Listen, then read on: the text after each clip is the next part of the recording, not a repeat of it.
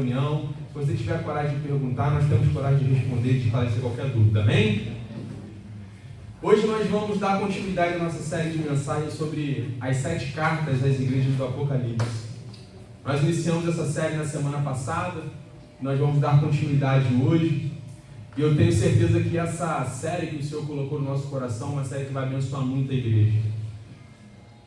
Na semana passada nós estudamos o capítulo 2 da primeira carta à igreja de Éfeso, e é importante nós salientarmos que o Apocalipse, essa carta que todos nós, quando ouvimos Apocalipse, nós já ficamos assim, poxa, Apocalipse vai falar de fim do mundo, e nós temos uma visão tanto quanto equivocada sobre a carta do Apocalipse. A carta do Apocalipse não é uma carta para nos causar terror, pelo contrário, a carta do Apocalipse é uma carta de esperança para os cristãos. Então nós estamos tratando desse tema. O escritor dessa carta é o apóstolo João. E é curioso que quando todos os apóstolos já estavam mortos, já tinham sido martirizados, alguns, se você estudar a tradição, você vai ver que alguns apóstolos foram crucificados, outros apóstolos tiveram sua cabeça cortada, outros apóstolos foram queimados, apedrejados, e João era o único apóstolo vivo. Então João ele é condenado pelo imperador romano Domiciano e é deportado para a ilha de Patmos. E nessa ilha, quando o imperador romano achava que ali estaria lançando um apóstolo de Cristo para ser apagado, ali Jesus se revela a ele a carta do Apocalipse.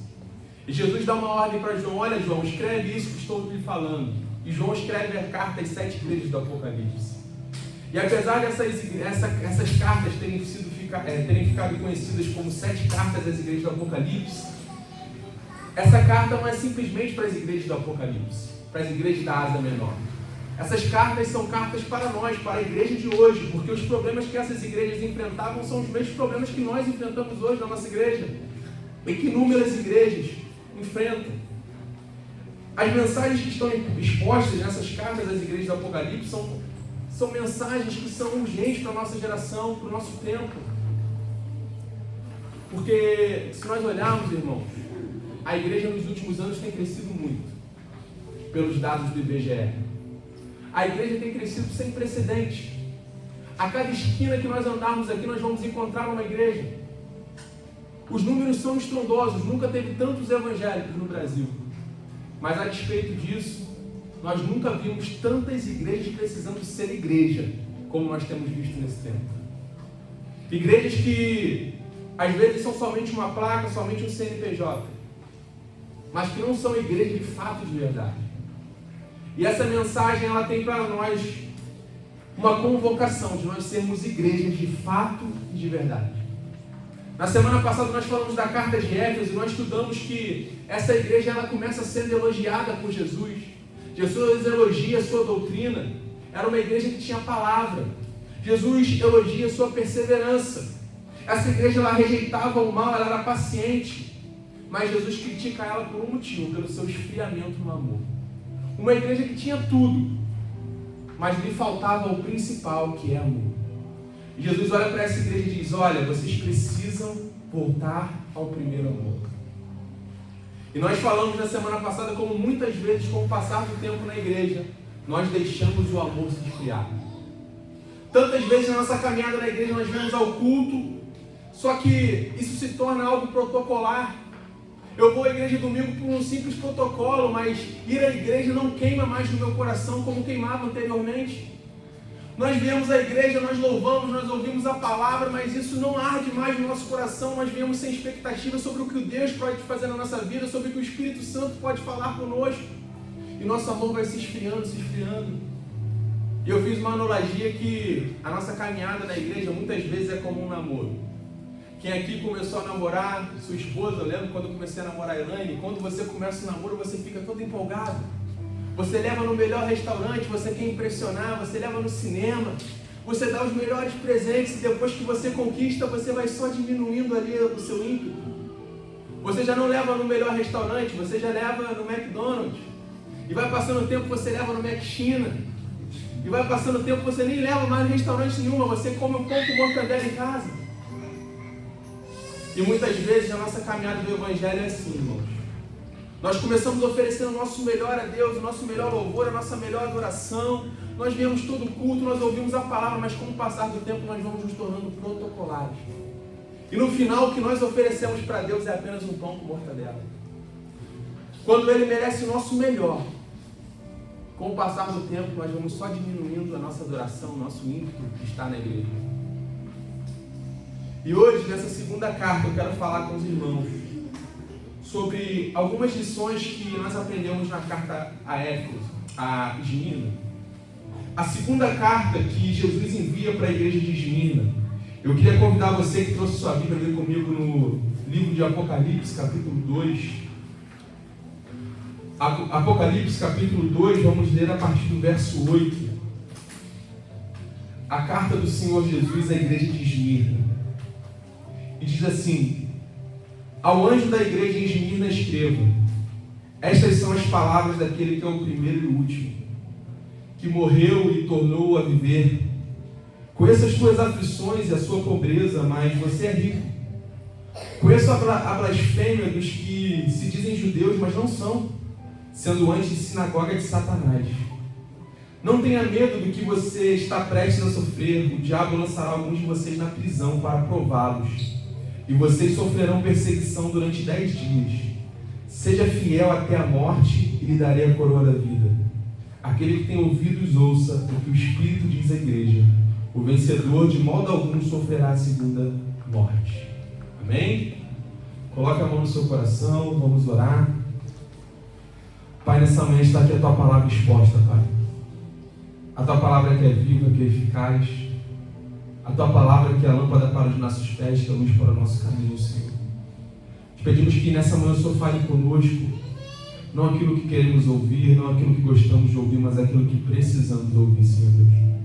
Uma palavra específica, uma palavra rema para os nossos corações, Pai, para que sejamos de fato, de verdade, igreja. Para que entendamos de fato, de verdade, o que é ser cristão. Para que possamos, ó Pai, anunciar o Teu reino, aquilo que fomos chamados. No nome santo de Jesus, amém e amém.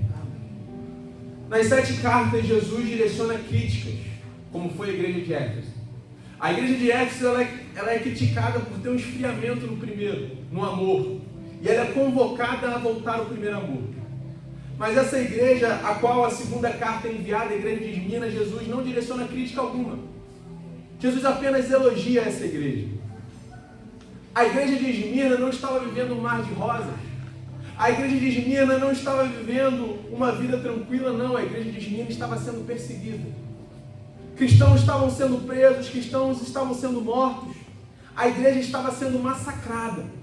E é nesse contexto que Jesus olha para essa igreja e diz assim: olha, seja fiel até a morte.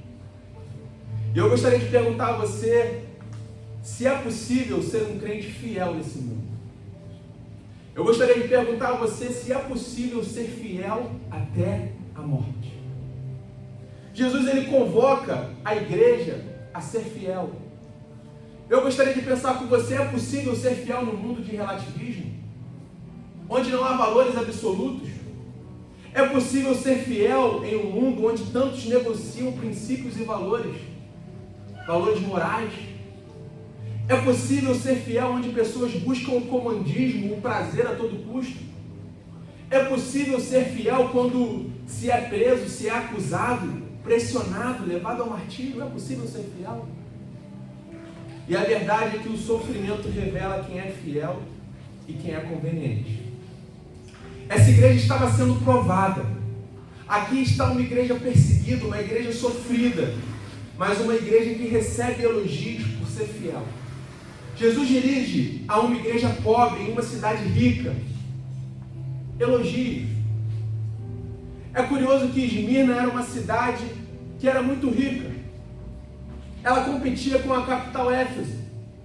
Em Esmirna havia vários monumentos aos deuses romanos, aos deuses gregos. Havia várias mansões. Esmirna era uma cidade muito rica, era chamada de a coroa do Império Romano.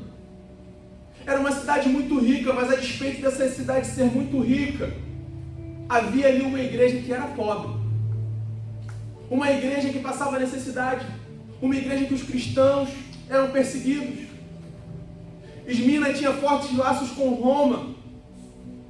Quando 6 cidades de Roma, elas competiam para ter um templo romano, Esmirna, nela foi construído um monumento a Roma. Era um centro de culto ao imperador. Naquele tempo, César era cultuado a todo tempo em Esmirna, sua imagem era esculpida em mármore, era queimados incensos naquela cidade, todos eram convocados a jurar fidelidade ao imperador romano. E quem se recusasse a fazer isso era morto. Quem se recusasse a adorar o imperador romano era queimado vivo, era preso, era escorraçado. Era como se Éfeso, que nós falamos na semana passada, fosse São Paulo e Esmirna fosse o Rio de Janeiro. 2 das cidades mais importantes daquele tempo. E dessas 7 cidades a quem Jesus dirigiu cartas. Esmirna é a única que ainda hoje existe. Se você olhar no Google, você vai ver que Izmir é uma cidade da Turquia. É a cidade de Esmirna a quem Jesus está dirigindo uma carta. E Jesus começa falando com essa igreja, se identificando. Ele diz ao anjo da igreja que está em Esmirna: isto diz o primeiro e o último. A primeira coisa que eu e você nós precisamos saber é quem está dirigindo essa carta. É quem está falando conosco nessa manhã. Ele diz o primeiro e o último. Ele está dizendo assim: aquele que é eterno. Quem está falando comigo e com você nessa manhã não é simplesmente alguém qualquer, não é um político qualquer, não, é Jesus. É aquele que é eterno. É aquele que não tem um nascimento e não tem um fim, ele é eterno. Ele não foi incluído na história porque ele criou a história. Ele é o primeiro e o último, de eternidade em eternidade, não há nada que possa limitá-lo. Ele revela a sua natureza a Esmirna, para que esta, em meu sofrimento, ela tenha uma perspectiva eterna. E Ele está se revelando para mim e para você que em meus sofrimentos dessa vida, em meio a tudo que nós passamos, eu e você nós temos que entender que tudo isso é passageiro, mas Ele é eterno e Ele nos oferece a eternidade. Ele diz aquele que é eterno, Ele diz aquele que vive, aquele que tomou a forma de servo. Ele está enfatizando a sua vitória sobre a morte. A morte não é o fim. Ele dá um encorajamento a essa igreja que estava prestes a morrer. Ele diz assim: olha, vocês sofrem injustiça, mas fiquem tranquilos porque eu venci a morte. Ele diz aquele que é eterno, aquele que vive. E após ele se apresentar, ele fala sobre ser fiel. Eu queria falar com vocês nessa manhã sobre como ser um crente fiel em tempos de crise. Como ser um crente fiel? Como ser alguém fiel ao Senhor, fiel às Escrituras, fiel aos princípios? E o primeiro passo para eu e você ser fiel é não ter uma visão romantizada da vida, mas uma visão realista da vida. Como assim, pastor? Como não ter uma visão romantizada? O que é isso? Porque às vezes eu e você nós temos uma visão romantizada da vida. Como assim? Infelizmente, irmãos, nós vivemos um tempo em que tem oferecido um evangelho barateado. Infelizmente, nós vivemos um tempo em que igrejas têm pregado um evangelho muito barato. O que Dietrich Bonhoeffer vai chamar de graça barata, uma graça sem discipulado, sem custo. Uma igreja que diz para você que no momento em que você se converte, você vai ser próspero. Olha, venha para a igreja que você vai ser próspero, vai dar tudo certo na tua vida. Você não vai passar dificuldade, você não vai passar tribulação. Venha para a igreja que aqui tem algo que é muito bom para você e tudo vai dar certo na tua vida. E quando vem a primeira tribulação na tua vida, você acha que Deus te abandonou. Vendem um evangelho barato, uma Disneylândia existencial que parece que é só diversão na vida, que é só coisa boa. E nós criamos essa visão romantizada da vida. Eu queria dizer para você, irmãos, que crente fica doente. Eu queria dizer para você que crente passa dificuldade financeira. Eu queria dizer para você que crente passa crise no casamento, passa crise na família. Crente também passa crise com os filhos. Crente também fica adoecido. Aprenda algo, irmãos, na história da igreja, jamais a igreja ficou em berço esplêndido. Na história da igreja, jamais a igreja passou por momentos muito tranquilos e não teve nenhuma dificuldade, não. Ser igreja é passar dificuldade. Ser igreja também é passar crise financeira. De vez em quando o dinheiro falta lá em casa. De vez em quando alguém fica doente lá em casa. De vez em quando nós passamos uns temporais lá em casa. Ainda hoje, irmãos, a igreja passa por um mundo hostil. Ainda hoje o cristianismo real, ele ainda pode enfrentar um mundo hostil. Um mundo que se opõe à nossa fé, um mundo que se opõe aos nossos valores e princípios. Um mundo pluralista, inclusivista, de várias religiões que querem dizer para você que crer no único Deus é errado. Um mundo que quer dizer para você que os nossos valores familiares, os nossos valores morais são errados e que tudo é relativo. Ainda hoje, irmãos, a igreja rema contra a maré. E vejam comigo o que essa igreja estava enfrentando.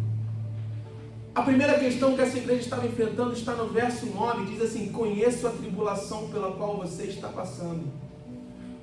O primeiro ponto que essa igreja passou foi tribulação. E a palavra tribulação no grego é tripsin. É um radical que literalmente significa esmagar um objeto. Descreve que a vítima está sendo esmagada até ser extraído algo dela. Então o que essa igreja estava passando, irmãos, era que essas pessoas dessa igreja estavam sendo esmagadas até a morte. É como se uma pedra estivesse esmagando essas igrejas e estava vindo uma dor muito forte, como uma dor de uma mãe dando luz a um filho. Como se estivesse querendo extrair algo dela. E não sei se você sabe, mas em Esmirna, os crentes eram dolorosamente esmagados. Em Esmirna, sob rígidas cláusulas da lei romana, essa igreja era arrancada de suas casas, eram presos, capturados, lançados a feras na arena romana. Em Esmirna, os cristãos eram lançados à fogueira. Em Esmirna, cristãos tinham suas cabeças cortadas. E essa igreja, ela estava passando por isso. Domiciano, o imperador romano, lançaram uma segunda onda de perseguição a essa igreja. E essa igreja estava passando dificuldades, estava sendo obrigada a adorar o imperador romano, e quando eles não adoravam, eles eram lançados às feras, à prisão. E os crentes estavam morrendo, porque diziam que não concordavam com o imperador romano. Os crentes preferiam morrer do que dizer assim: nós adoramos o imperador é Deus. Não! Eles diziam assim: nós não vamos chamar Roma de Deus, não, porque nós cremos no único Deus. E talvez você fale assim: pastor, mas isso aí é coisa do primeiro século, hoje a igreja é tranquila. A igreja não passa sobre perseguição. A perseguição governamental não cessou, irmão.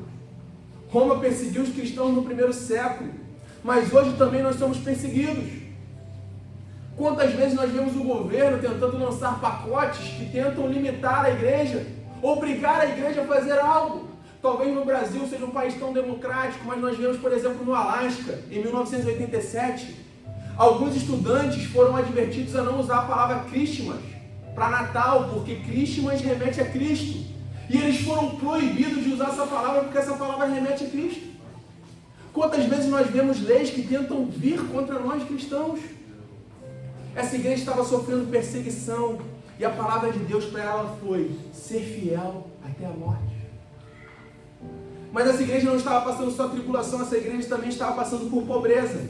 Olha só o que diz: conheço a tribulação pela qual você está passando, a sua pobreza. Essa igreja também enfrentava a pobreza, também enfrentava a crise financeira. E é lindo, irmãos, que eu fico vendo a avaliação de Jesus, e a avaliação de Jesus é diferente da minha e da sua. Talvez se eu perguntar aqui, como que você tem uma visão de uma igreja bem-sucedida? Talvez nós, no nosso olhar humano, nós pensamos assim: olha, uma igreja bem-sucedida talvez seja aquela que tem muitos membros. Talvez uma igreja bem-sucedida seja aquela que tem muitas luzes, que tem muitos empresários, que tem muitas pessoas importantes na sua membresia. Talvez se eu perguntasse a você qual é a igreja mais bem-sucedida de Teresópolis, talvez você falasse para mim: ah, pastor, a igreja mais bem-sucedida de Teresópolis é aquela grandona que tem ali. Porque nós temos essa visão. Porque a nossa convicção de igreja rica é uma igreja que tem muitos membros, que tem um templo astronômico. Os teólogos da prosperidade, eles diriam que a igreja de Esmirna era uma igreja fora da vontade de Deus. Os pastores da prosperidade poderiam dizer que a igreja de Esmirna não era uma igreja que estava sob a bênção do Senhor, que não estavam vivendo a vontade de Deus porque eles eram pobres. Mas Jesus olha para essa igreja e diz assim: conheça a tua tribulação, conheça a tua pobreza, embora você seja rico. Essa igreja era pobre na terra, mas rica no céu. Essa igreja não tinha financeiramente riquezas, mas ela era rica espiritualmente. Essa igreja podia ser pobre aos olhos humanos, mas ela era rica diante de Deus. E a força de uma igreja não está no seu orçamento. A força de uma igreja não está em quantos membros ela tem, em quantas pessoas ricas ela tem. A força de uma igreja não está no tamanho da sua placa lá fora, não. De quantas luzes, de quantas coisas maravilhosas ela tem, não. A força de uma igreja está na comunhão que ela tem com o Todo-Poderoso.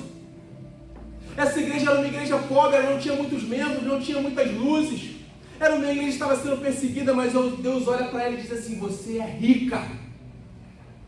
E quantas vezes nós como igreja, nós procuramos tantas riquezas, tantas coisas humanas, e nós esquecemos que o que nós temos de mais importante é a comunhão com Deus. Esmirna não estava preocupada com as riquezas materiais. Esmirna estava preocupada com a comunhão com Deus. E é isso que eu e você nós temos que nos preocupar. Mas era uma igreja que estava também sofrendo uma perseguição religiosa. Diz assim: conheço a tua tribulação, a tua pobreza, embora você seja rico, e a blasfêmia dos que declaram judeus e não são, sendo isto sim sinagoga de Satanás. Em Esmirna havia uma grande comunidade judaica. E é curioso, irmãos, que essa comunidade judaica ela era hostil aos crentes. Tal fúria foi demonstrada aí no livro de Atos, quando Estevão é apedrejado pelo Sinédrio Romano. Da mesma forma, a igreja hoje ela pode esperar semelhantemente uma perseguição, não somente do governo, mas também dos cristãos apóstatas. De pessoas que se dizem cristãos e não são sinagoga de Satanás. E eu queria dizer algo para você que talvez vai te escandalizar, mas o diabo também vai à igreja. Antigamente, Satanás tinha uma tática que ele tirava a pessoa da igreja, ele envergonhava a pessoa. Mas hoje não, hoje Satanás está dentro da igreja. E eu fico assustado, irmãos, quando eu vejo algumas igrejas que são verdadeiros redutos de Satanás.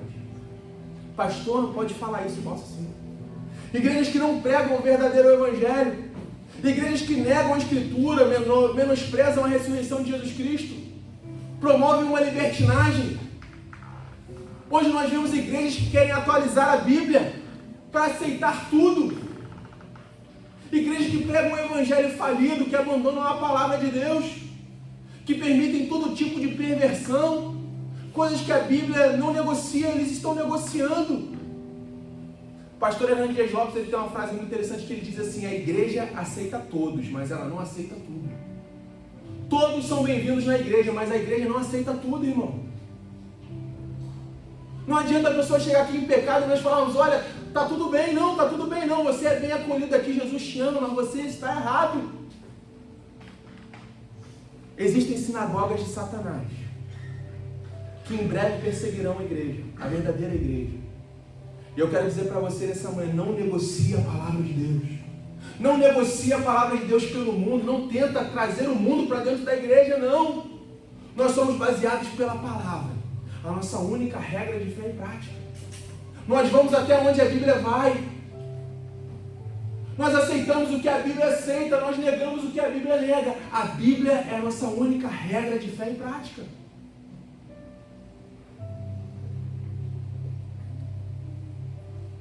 Essa igreja sofria também prisão e perseguição física. Verso 10 diz assim: não tenham medo das coisas que você vai sofrer. Eis que o diabo está prestes a lançar algum de vocês na prisão. Aqui não é no figurado, irmãos, é no literal. Crentes estavam sendo lançados na prisão. E talvez você diga assim: ah, pastor, mas isso é coisa do primeiro século. Hoje crentes não são lançados à prisão. Nós vemos no Brasil, aqui é uma democracia. Eu posso cultuar.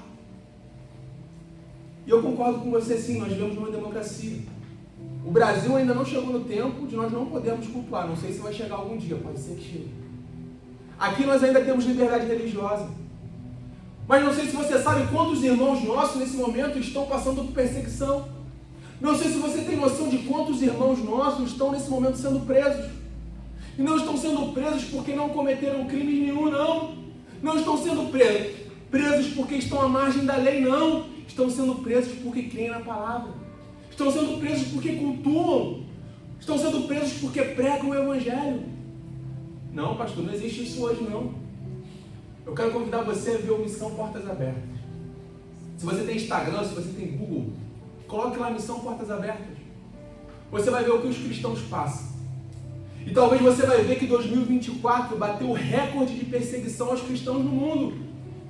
Pastor, mas nós estamos no Brasil, sim. Mas de 365 milhões de cristãos, 1 a cada 7 em todo o mundo enfrenta elevados níveis de perseguição.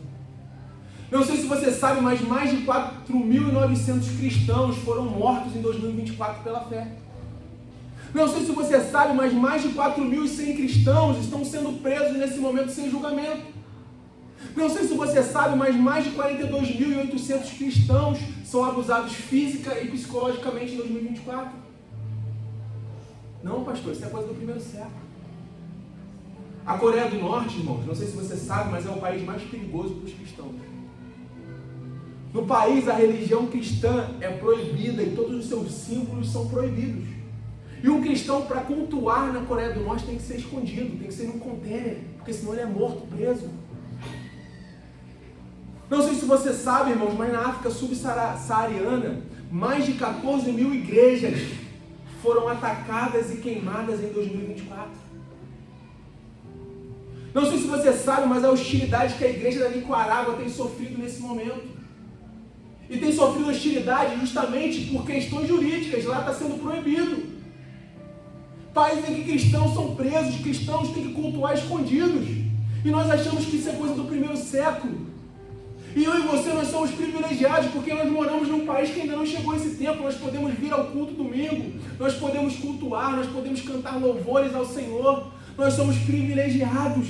Aqui ainda não chegou esse tempo. E cristãos nesse momento, desses países que são perseguidos, tudo que eles queriam era poder cultuar.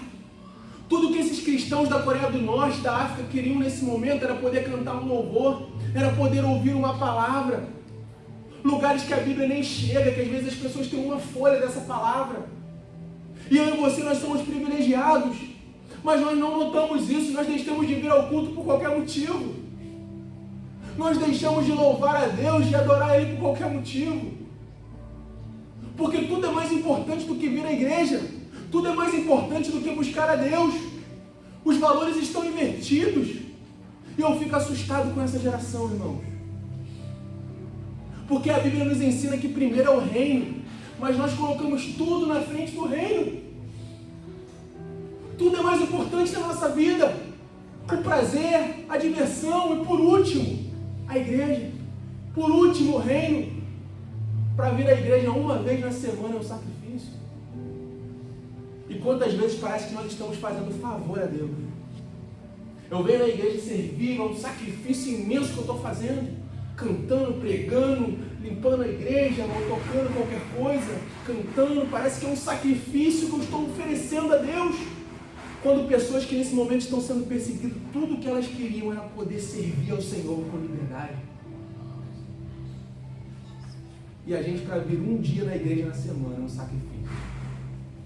Parece que nós estamos fazendo um favor para aquele que nos deu tudo.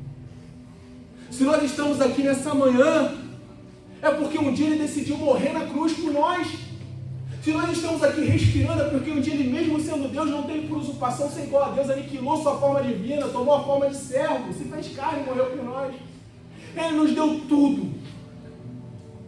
Semana passada eu falava no casamento do Juan, que naquele momento da cruz, sangue saiu das mãos de Jesus, sangue saiu dos pés de Jesus, sangue saiu da cabeça de Jesus, escorria pelo seu corpo, mas não era suficiente.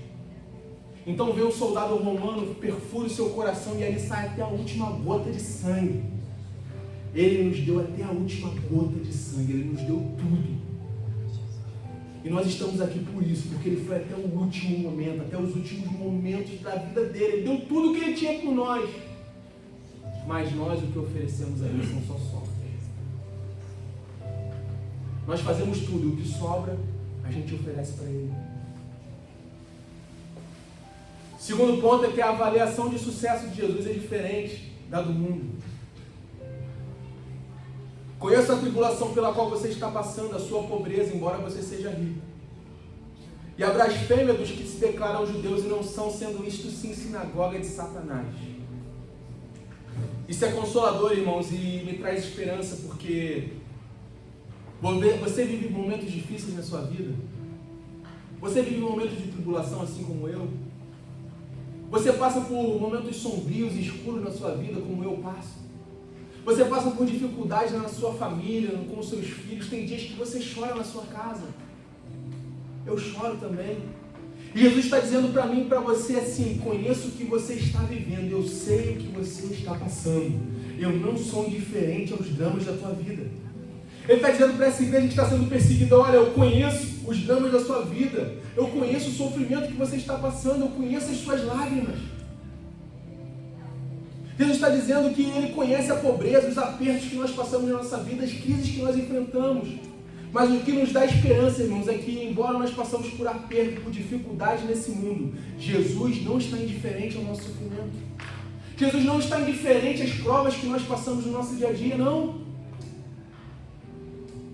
E o melhor é dizer, como Pedro: eu não tenho ouro nem prata, mas o que tenho eu te dou, levanta e anda. Jesus está dizendo para essa igreja que é melhor ter poder espiritual do que ter poder econômico. Jesus está dizendo para essa igreja que é melhor ter crédito no céu do que crédito na terra. A igreja de Laodiceia, que nós vamos ver mais à frente, nós vamos ver que essa igreja dizia para si mesma assim: eu não preciso de nada, eu sou rica, eu sou abastada. Mas essa igreja estava pobre, miserável, cega e nu. E a pergunta que eu te faço nessa manhã é: você é um homem ou uma mulher rico para com Deus?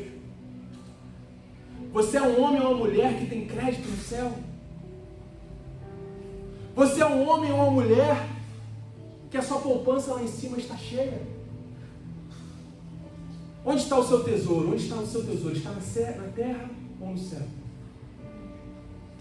Onde estão os valores mais importantes da tua vida? Estão na terra ou estão no céu? Cuidado, talvez você possa ter tesouros aqui na terra. Você pode ter riquezas, você pode ter casa, fama, você pode ter status, mas a sua poupança pode estar vazia lá no céu. A igreja de Laodiceia tinha tudo, e ela dizia: eu não preciso de mais nada, mas o seu crédito estava no negativo lá em cima. A igreja de Esmirna era pobre, sofria perseguição, passava dificuldade, mas Jesus olha para ela e diz: olha, você é rica.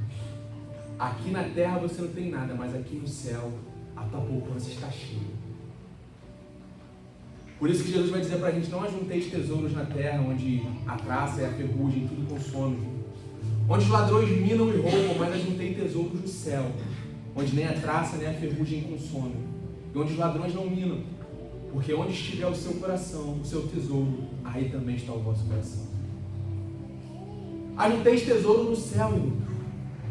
Só que às vezes nós ficamos tão preocupados com as coisas desse mundo, com as coisas terrenas, nós esquecemos que a coisa mais importante que nós temos é o nosso tesouro no céu. Um dia tudo isso vai passar, irmãos. Um dia o dinheiro que você tem na sua conta vai passar. Um dia as roupas que você veste não vão mais servir para nada. Um dia a sua casa, tudo isso vai ficar aqui. E o que vai importar para você é o que você tem lá em cima. Porque Jesus, ele está voltando todos os dias, irmão. Tem pessoas que estão esperando Jesus voltar na nuvem de glória, só que Jesus está voltando todo dia. Você morreu, acabou. E se você morresse hoje, onde está o seu tesouro? Essa mensagem não é uma mensagem muito popular. Hoje em dia as pessoas evitam pregar sobre a volta de Cristo, mas aqui nós pregamos a palavra. Eu quero dizer para você: onde está o seu tesouro? Como ser um crente fiel? Terceiro ponto: estando pronto a fazer qualquer sacrifício por Jesus. Verso 10: não tenha medo das coisas que você vai sofrer. Eis que o diabo está para lançar alguns de vocês na prisão, para que vocês sejam postos à prova e passem por tribulação de 10 dias. Seja fiel até a morte, lhe darei a coroa da vida. A ideia aqui de ser fiel, irmãos, não é ser fiel até o dia que você morrer. Não é essa a ideia. No grego, quando nós vemos a ideia aqui, é você ser fiel a ponto de você morrer por essa fidelidade. Você e eu precisamos ser fiéis até o ponto de morrer, até o ponto de alguém encurralar a gente na parede e falar assim, ó, nega Jesus ou você morre. E você dizer assim, não nego Jesus. Ou nega Jesus ou você perde o emprego, eu não nego Jesus. Ou nega Jesus ou você não vai ser promovido, eu não nego Jesus. Ou nega Jesus ou você não será aceito no nosso grupo de amigos, eu não nego Jesus. Ou nega Jesus ou você não terá espaço aqui na faculdade, na escola, eu não nego Jesus. Jesus está dizendo que ser fiel até a morte, pois se você ser fiel, você não é candidato à segunda morte, você é candidato à vida. Quando eu vejo a história dessa igreja, irmãos, cerca de 60 anos após Jesus falar essas palavras, o bispo dessa igreja era Policarpo de Esmirna. E se você procurar no Google, você vai encontrar a história de Policarpo de Esmirna. Ele era discípulo de João. E a tradição vai dizer que Policarpo de Esmirna ele fora arrastado, sendo convidado a negar Jesus e adorar o imperador romano Marco Aurélio. E Policarpo foi arrastado, sendo ameaçado a todo tempo, e Policarpo foi fiel. Sendo ameaçado de todas as maneiras, inclusive de ser queimado. E Policarpo, ele olha para as pessoas que estavam arrastando ele, ameaçando ele de ser queimado, ele diz assim, olha, vocês estão me ameaçando com fogo que vai me queimar. Em instantes ele será apagado. Mas se vocês não se arrependerem, vocês serão queimados por um fogo, que ele jamais se apagará, o fogo do Deus de Deus. John Fox, no livro O Livro dos Mártires, ele vai contar a história de Policarpo, ele vai dizer que Policarpo ele foi preso. E ele foi levado ao procônsul romano, e ele estava amarrado e prestes a ser queimado vivo. E o imperador romano, o procônsul romano, vai dizer para Policarpo assim, olha, blasfema e eu te libertarei. Nega Jesus e eu te libertarei. E a tradição vai dizer que Policarpo responde ele assim, olha, durante 86 anos eu servi Jesus. Ele nunca me foi injusto. Como eu poderia blasfemar contra o meu Salvador? Os guardas acenderam uma fogueira em volta de Policarpo de Esmirna para queimá-lo vivo. E John Fox vai dizer que aquela fogueira não consegue queimar Policarpo porque ela faz um arco em volta dele. E aquele fogo não queima Policarpo, então vem um soldado romano e perfura o coração com uma lança. E naquele momento o sangue de Policarpo voa para todo canto. E aquele sangue de Policarpo apaga a fogueira. E a tradição vai dizer que várias pessoas aceitaram Jesus naquele momento.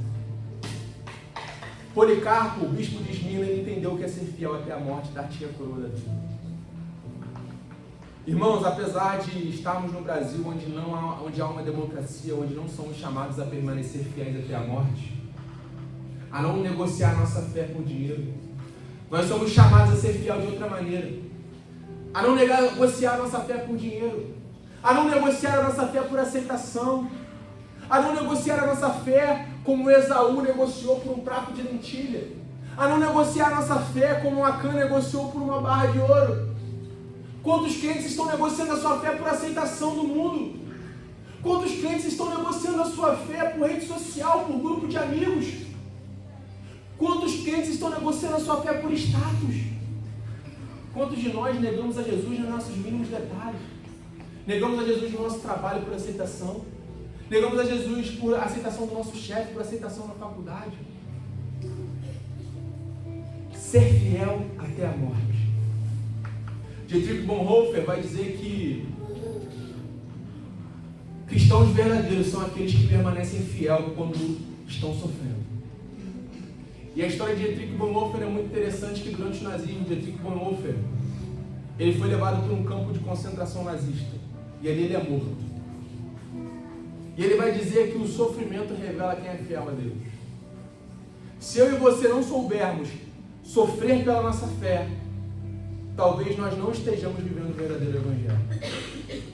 Talvez se eu e você nós não conseguimos abrir mão das coisas do mundo pelo reino, talvez nós não encontramos o verdadeiro Evangelho.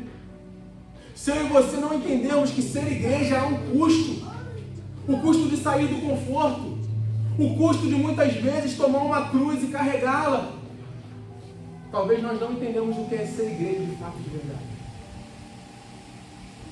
Lembre-se, Jesus prometeu ser fiel até a morte e dar-te-ei a coroa da vida. Todo sofrimento, toda dor, toda acusação, toda cruz carregada, todo sacrifício, toda luta que você tem passado na tua vida vai perder sentido quando Jesus olhar para você e dizer assim: vinde a mim, benditos de meu Pai, para o reino que tenho preparado desde a fundação do mundo. Foste fiel um pouco, sobre o muito te colocarei. Entrem para o gozo do seu Senhor. Não é à toa que Paulo vai dizer: porque para mim tenho certo que os sofrimentos do tempo presente não podem ser comparados com a glória que há de ser revelada. Todo sofrimento nesse mundo é passageiro. E o que importa é que você seja fiel até a morte. A igreja de Esmirna passou por perseguições cruéis. Cristãos sendo queimados vivos, sendo enforcados, sendo presos. Hebreus vai dizer que os cristãos tinham seus bens saqueados. Uma perseguição ferrenha. Mas a igreja de Esmirna foi fiel até a morte. E Jesus tem nos convocado nessa manhã a ser fiel. Não negue Jesus por qualquer coisa, não negue Jesus por simplesmente aceitação, mas seja fiel até a morte. Quarto, como podemos ser fiéis? Sabendo que Jesus está no controle de todos os detalhes da nossa vida. Verso 9, conheça a tribulação pela qual você está passando. Você está passando por luta? Você está passando por dificuldade? Eu quero dizer para você que Jesus sabe o que você está passando. Ele não só sabe, mas Ele está no controle do que você está passando. A sua luta, a sua tribulação, as suas dificuldades não estão fora do controle de Deus. As batalhas que você enfrenta no seu coração, no seu trabalho, na sua faculdade, na sua família, tudo isso que você tem passado dificuldade, não estão fora do controle de Deus. Ele diz assim: eu conheço o teu sofrimento, eu estou no controle de tudo. Jesus permite o nosso sofrimento, irmãos, para nos provar, não para nos destruir. Ele diz para essa igreja: para que vocês sejam postos à prova. Quando um cristão é perseguido, irmãos, ele está sendo posto à prova. A prova não é tentação, a tentação vem para te destruir. A prova, ela vem para te aperfeiçoar. Deus permite a prova para que você, sendo provado, você seja aprovado. Como você é fiel? Quando você é aprovado a ser infiel. Quando você é aprovado a ser infiel, aí sim você mostra a sua fidelidade. Não tem prova de fidelidade. Não tem como você provar a sua fidelidade sem uma prova. Como que eu sei que eu sou fiel? Quando eu sou provado em fidelidade. Então, quando você é aprovado, irmãos, Deus não quer destruir você. Ele quer santificar você. Ele quer aprovar você. Talvez você esteja passando por uma prova. E Ele está dizendo para você: olha, essa prova que você está passando é para você ser aprovado. É para você ser aperfeiçoado, não é para te destruir. Terceiro, não tenha medo sobre o que está por vir. Verso 10 diz assim: não tenha medo das coisas que você vai sofrer. Você às vezes tem medo do futuro? Muitas vezes eu tenho medo do futuro. Muitas vezes eu fico apreensivo com as coisas que estão por vir. Assim como você. Talvez nós olhamos para o cenário brasileiro e nós falamos assim: está complicado. Está complicado criar filhos.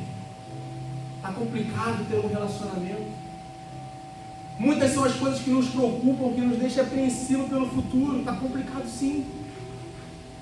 Mas lá em Esmirna estava pior, irmãos. Lá o imperador romano estava sendo chamado de Deus. E se você não chamasse ele de Deus, você era morto. O futuro lá era muito pior. Crentes eram queimados, perdiam seus bens, suas casas, tinham que fugir. E Jesus está olhando para essa igreja perseguida e está dizendo assim: não tenham medo das coisas que estão por vir, sobre o que você vai sofrer. Eu estou no controle de tudo, não tenha medo. Você está com medo, querido? Você está com medo do futuro? Com medo de algo que está por vir? Com medo de perder o emprego? Com medo de uma crise financeira? Com medo da sua família? Ele está olhando para você nessa manhã e está dizendo assim: não tenha medo, eu estou no controle de tudo. Seu Deus, Ele não perdeu o controle da história. O livro da história está nas mãos dEle. Ele tem o controle sobre tudo, irmãos, desde a fundação da terra. Ele é o início e o fim, como Ele disse aqui. Ele é o alfa e o ômega, Ele é dono do universo, Ele é o socorro bem presente na hora da angústia. E Ele está dizendo para mim e para você, olha, não fique apreensivo com o futuro, não fique apreensivo com o que você vai passar, não fique apreensivo com a tua família, não fique apreensivo com o teu casamento, não fique apreensivo com a crise financeira que você está passando, não fique apreensivo não, porque eu estou no controle de tudo. Essa igreja estava sendo perseguida, mas Ele diz para essa igreja, eu estou no controle. E Ele termina dizendo a essa igreja, quem tem ouvidos, ouça o que o Espírito diz à igreja. O vencedor de modo algum sofrerá o dano da segunda morte. Jesus não está dizendo para uma igreja de 2000 anos atrás, irmão. Jesus está dizendo para a igreja Batista Jesus nessa manhã. Você tem ouvidos? Você escuta? Você tem o privilégio da audição? Jesus está falando com você nessa manhã. O Espírito está falando conosco nessa manhã. Ele está dizendo, não importa o que virá amanhã.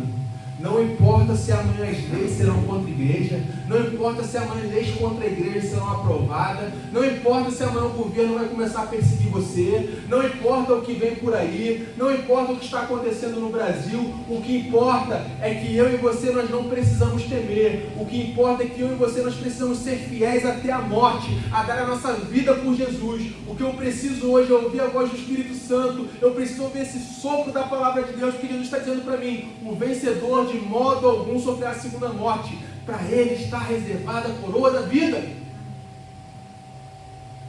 O teu Messias não é Bolsonaro, irmão.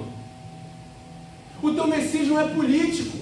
O teu Messias é Jesus Cristo, aquele que venceu a morte. É Ele que está dizendo para você, não se preocupe com o futuro, eu estou no controle de tudo. Eu estou reservando para você a coroa da vida, você não sofrerá a segunda morte. O homem pode até matar um crente, o imperador matou vários crentes nesse tempo, mas ele nunca pôde impor a esses homens a segunda morte. O vencedor ele pode morrer, mas está reservado a ele a coroa de glória, está reservado para ele a eternidade. Um crente fiel, ele é imbatível. Um crente fiel ele é imbatível porque nem a morte pode parar ele, irmãos, a ele está reservada a eternidade. E a palavra dele para mim e para você nessa manhã é, seja fiel até a morte. O grande problema é que nós muitas vezes estamos preocupados com o hoje, com o agora, com as coisas terrenas. Quantas vezes nós nos preocupamos apenas em riquezas, em acumular riquezas nesse mundo? E Ele está dizendo para nós, não andeis ansiosos quanto ao invés de beber, quanto ao invés de vestir. Olha as aves do céu, não semeiam nem fiam, em tudo eu alimento elas. Olha os lírios do campo, nem Salomão com toda a sua riqueza se vestiu tão belamente como um lírio.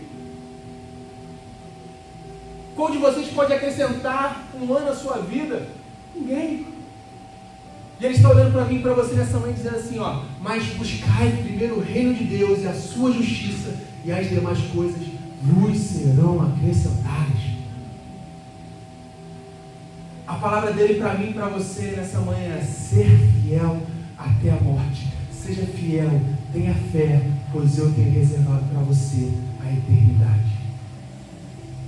Não negocie a tua fidelidade com Deus por nada nesse mundo.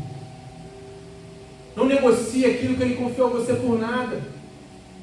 Valorize aquilo que tem valor. Porque um dia tudo isso vai passar, irmãos. E só vai restar o que é eterno. E se você acumular a sua poupança aqui na terra e não acumular a sua poupança no céu, você vai ser feliz. Mas se você se preocupar com aquilo que é eterno, se você for fiel até a morte, você pode ser pobre aqui na terra, mas Ele vai olhar para você e vai dizer assim, como Ele disse para a igreja de Esmirna, você é rico, a tua poupança aqui no céu está cheia.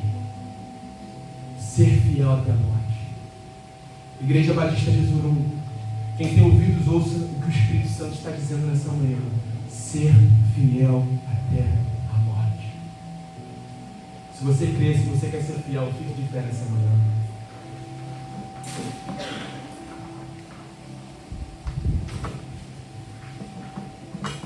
Eu não sei como tem sido a tua vida até aqui.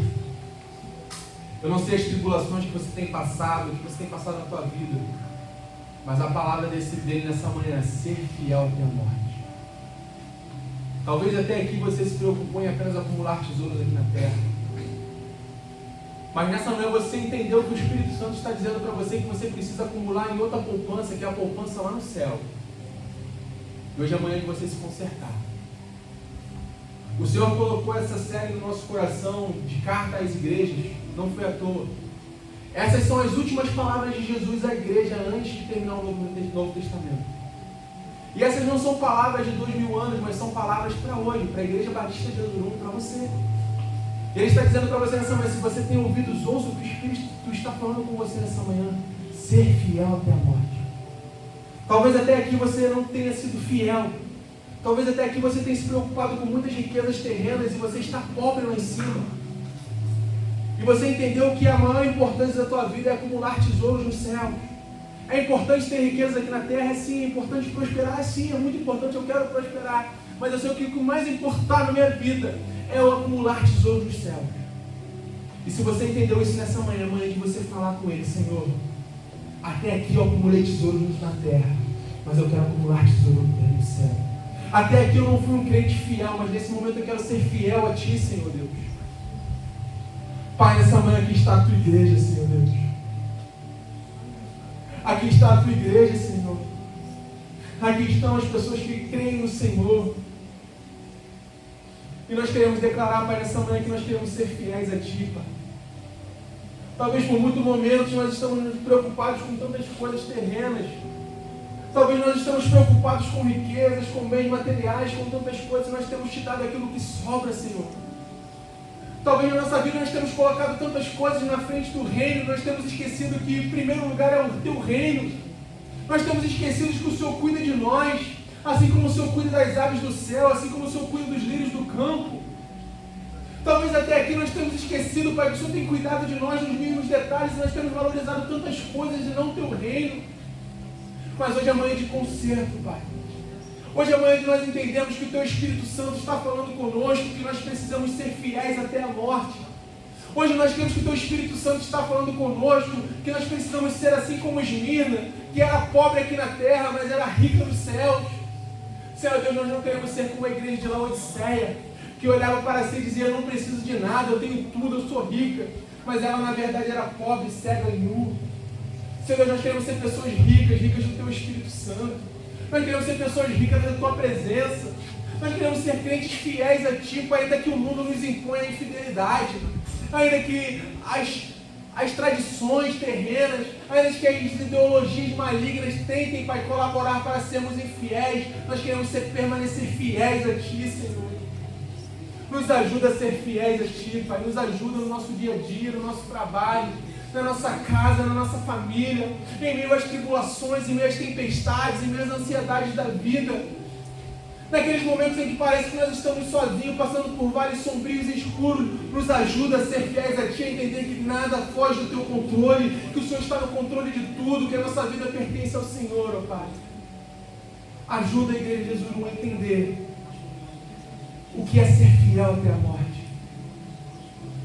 Ser fiel ao ponto de dar a sua vida por esse Evangelho, porque um dia o Senhor nos deu tudo, Pai. E tudo que nós possamos dar hoje não chega nem perto daquilo que o Senhor nos deu na cruz, ó Pai. Nos ajuda a entender o nosso valor.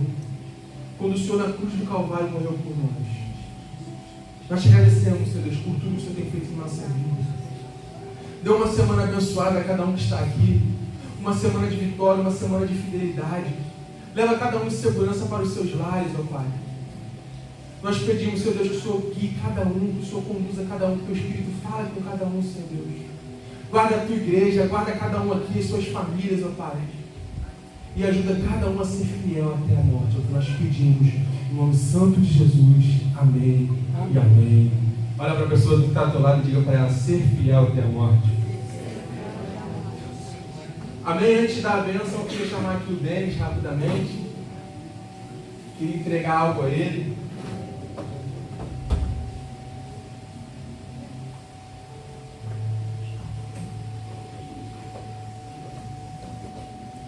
Denis é um amigo muito querido. E Denis, há 3 semanas, se batizou. E foi um motivo de muita alegria para mim, porque é um amigo muito querido. E é lindo nós vermos o que Deus tem feito na vida do Denis, da sua família. Eu me recordo um dia que eu fui para o Rio de Janeiro, fiquei a pé com meu carro, estava eu, minha mãe, meus filhos, e Denis me salvou. Denis foi lá, me deu uma carona, me trouxe para Teresópolis, eu estava a pé.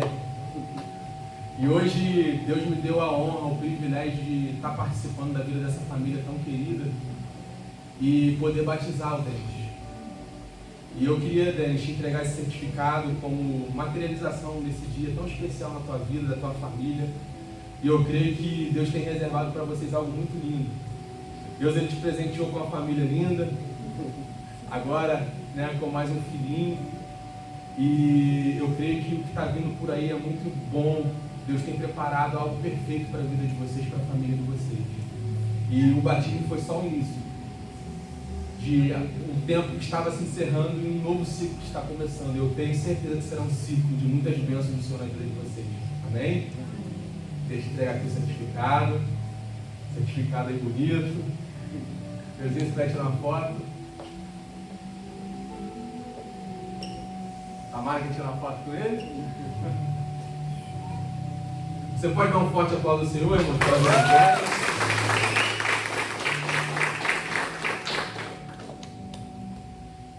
O Emanuel já está participando.